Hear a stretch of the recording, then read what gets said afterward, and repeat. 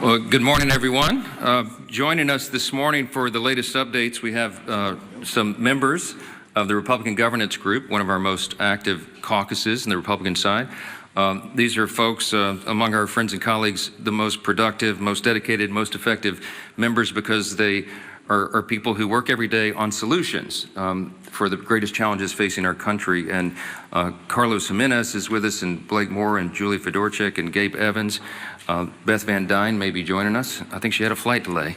But they've been out in their districts working very hard to help their constituents navigate through the chaos that's been created by the Democrat shutdown.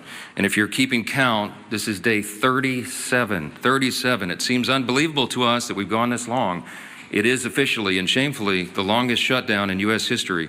Republicans feel very helpless about the situation because, as we've noted, there is really nothing for us to negotiate. We sent them a clean CR, as you know, back in September 19th, we passed it in New York City.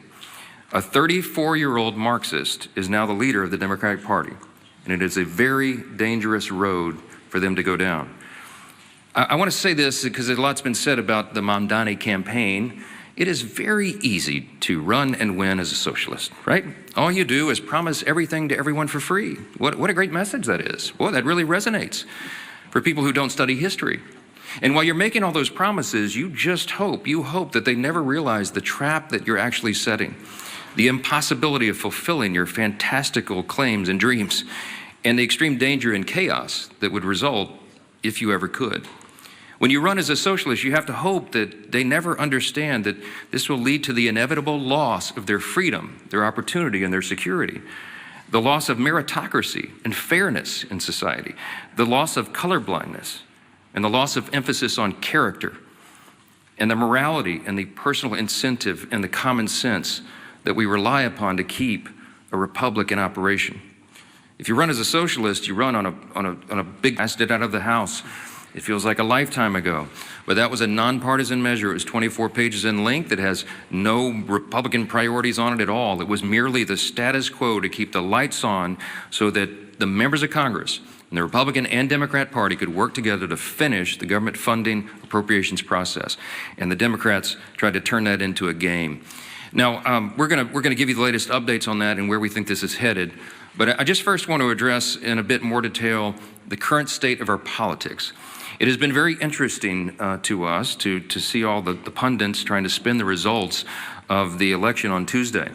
I just want to point out some simple facts here, and as usual, I try to be concise and give you the highlights here, but there's some things that we really need to point out. First, there were no surprises on Tuesday night, okay? You had blue states and blue cities that voted blue, to the alarm of no one, to the surprise of no one. That was what was expected. It just so happened that New York and New Jersey and Virginia were the states that were in the national spotlight on Tuesday. If the tables had been turned and if the calendar had been different and you had 3 red states, we'd have an entirely different narrative that you all would be writing about. Don't lose the simple facts. Second, the big headline that everyone is writing about appropriately is that the future of the Democrats was at all. It was only so that they could show a fight and try to show that they're tough to this rising far-left activist base in the party. The old guard has been repudiated, and the radicals are taking over the Democratic Party. We have evidence now every day. Yesterday, Jared Golden announced he would not be running for re-election in the state of Maine. He's a moderate, and he has no place in his party anymore. And then this morning, you saw the headline. Former Speaker Nancy Pelosi has now announced her retirement this morning. That is a very important sign that I hope that you all will delve into. Even the famous San Francisco liberal is not far left enough for the neo-Marxists.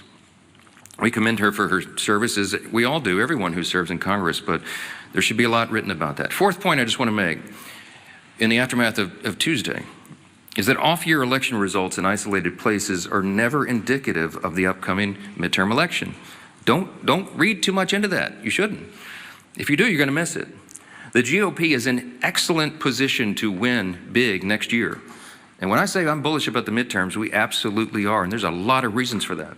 This is not groundless optimism. It's based on facts.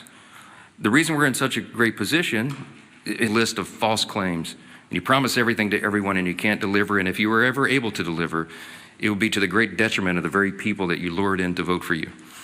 Third fact about the election on Tuesday night is that the Democrats, and you all are not writing about this, and you should be, you're not writing enough about it. The Democrats have now set themselves on a collision course in their own tent. If you look at Spanberger in Virginia and Sherrill in New Jersey, they tried to run as moderate pragmatists. That's how they self-described.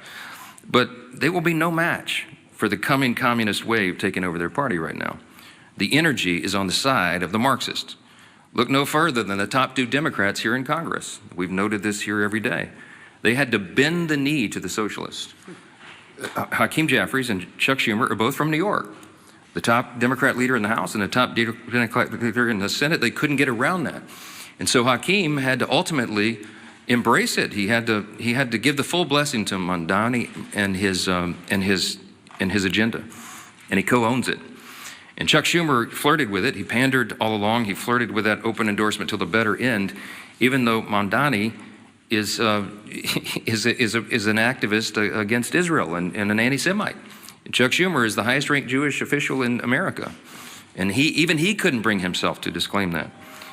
And as we've noted here every day, the sole reason for the entire federal government being shut down now, the sole reason for all the American people suffering all this pain and hardship is because of the fear of political retribution from the far-left activists who run the Democrat Party.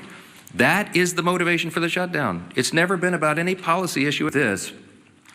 The reason we're so enthusiastic about running next year is we have a real record to run on. Mamdani and Democrats want to talk about affordability. We love that subject. We love it. Look at the facts. I brought some this morning. It's the Republicans who are working every day to make life more affordable for working families. And it's not a talking point for us. We are delivering. After 4 long years of skyrocketing prices under the Biden administration, we had to take over. You don't flip a switch and reverse that overnight. It takes a while to work those policies out of the system and to get the new ones in. President Trump and Republicans are delivering results for the American people that they can see and feel. To date, we've seen core inflation is nearing its lowest level in 4 years. Gas prices have fallen to a 4-year low. Prices for everyday goods continue to decline, and blue-collar workers are seeing the largest increase in wage growth in nearly 6 decades. That's the result of our policies. In Congress, House Republicans are working hand in hand with President Trump to advance his affordability agenda. It is President Trump who ran on that. It's President Trump who's delivering on that. And we are all partners in that new effort to make America great again. It begins with the economy, and we know that. We're laser focused on making a difference in the lives of hardworking American families. Here's another demonstration, the Working Families Tax Cut. It is aptly named. It's the largest tax cut in U.S. history for working and middle-class Americans.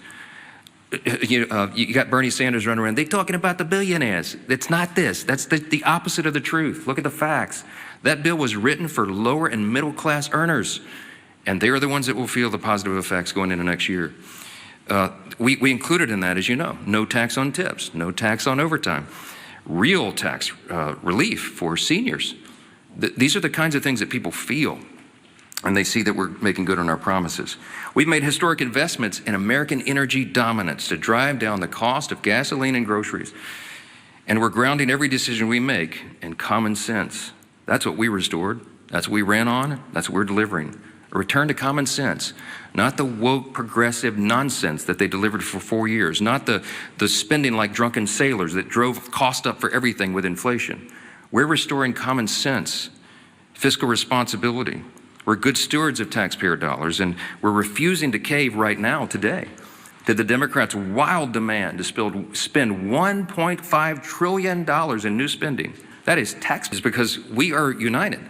And while the Democrats engage in their emerging civil war, Republicans are going to continue to work and deliver for all the new voters that we brought into the party last fall in 2024. There was a true demographic shift in that election, as you know. Record number of Hispanic and Latino voters, Black and African American voters, Jewish voters, union workers, urban voters, young people. And while they say that there's this big swell of enthusiasm of young people based on what happened in New York City Tuesday night, I would give to you Exhibit A on our side. Maybe you're not noticing But the turning point events at college campuses all around the country are setting records for attendance. You have hundreds of thousands of new young people weekly coming into the movement that are enthusiastic, young conservatives who are looking for truth, who believe in America's founding principles, and who want to be engaged. And they will be engaged in next year's midterms. The third reason is we got a very favorable map. You shouldn't miss this either. I was very bullish even before the current redistricting battles began. As we sit here today, there are 13 House Democrats sitting in districts that President Trump won. There's another 21 of them in districts he came within 5 points of winning. There's only 3, conversely, there's only 3 House Republicans sitting in districts that Kamala Harris won. That's a lopsided map. And after redistricting, we think we'll net a few more seats, handful, maybe 6 to 8. We're in very good position to make history and grow this majority. And finally, I'll just leave you with massive instability around the world. And what did they do in June of this year? This is the most recent history no one can forget. They voted against no tax on tips. They voted against no taxes on Social Security. They voted against a larger child tax credit.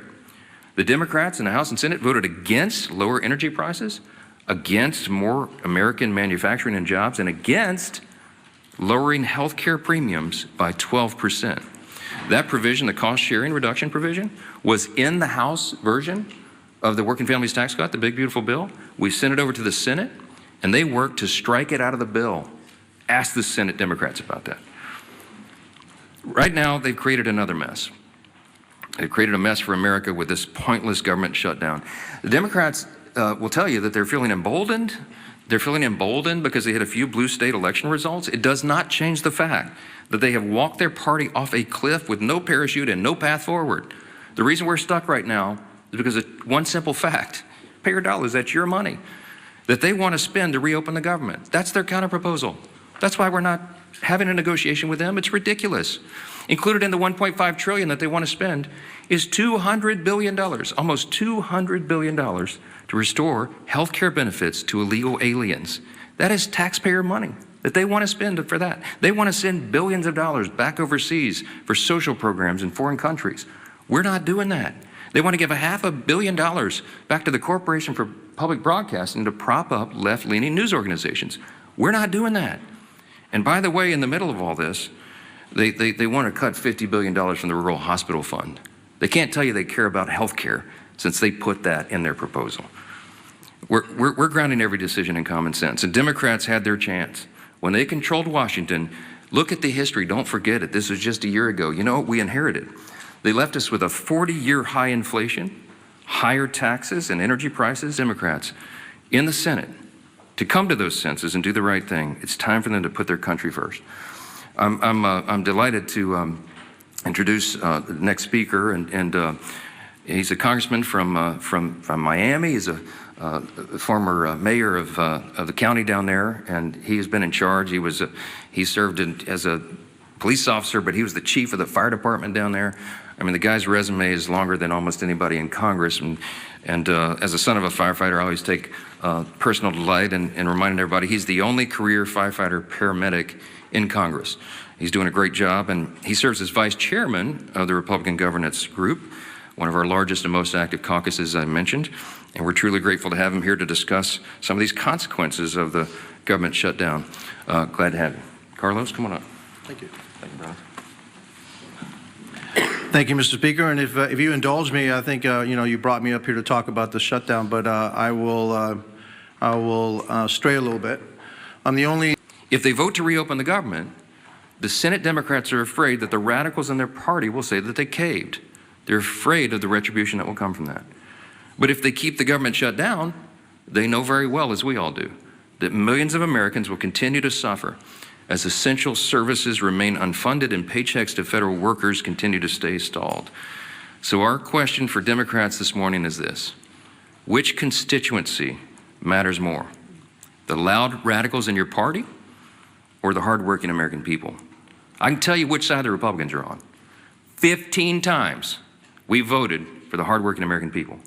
And 15 times so far, the Democrats in Congress have voted for the radicals in their party. It is unconscionable to us that they've allowed it to go on this long. And at some point, all you can do is pray that common sense prevails. And that's what I've been doing a lot of. We hope and pray that there are still Democrats out there. There's just a handful. We need 5 more votes. 5 centrist, common sense